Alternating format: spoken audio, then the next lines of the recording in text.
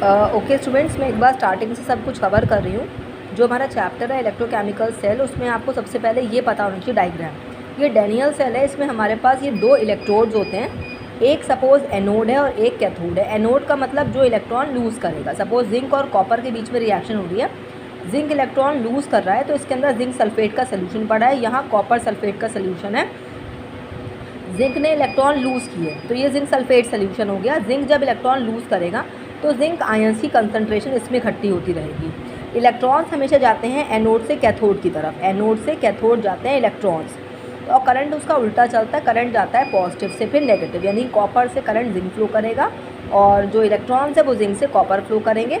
और यहाँ लगा रखा है हमने सॉल्ट ब्रिज। ये सॉल्ट ब्रिज क्या कर रहा है, ये पूरे सेल को न्यूट्रल बनाएगा। न्यूट्रल बनाने का मतलब क्या है कि सपोज़ ये आगे चल के इसको कहीं पर ये ना हो कंसंट्रेशन, इलेक्ट्रॉन लूज ज़्यादा हो जाए, कम ज़्यादा हो जाए, तो ये पूरे सेल की इलेक्ट्रो क्या करेगा, उसकी न्यूट्रलिटी को मेंटेन करेगा।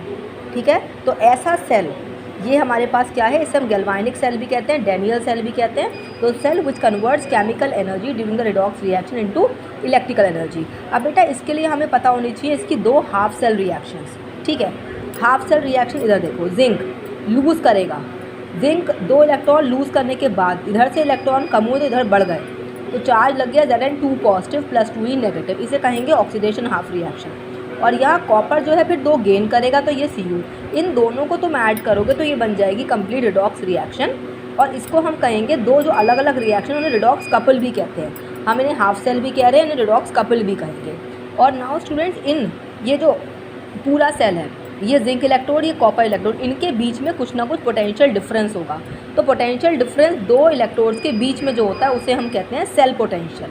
और अगर मैं एक ही बीकर की बात करूं, इस वाले इलेक्ट्रोड और इस वाले इलेक्ट्रोलाइट के बीच में जो पोटेंशियल डिफरेंस है उसको हम कहेंगे इलेक्ट्रोड पोटेंशियल।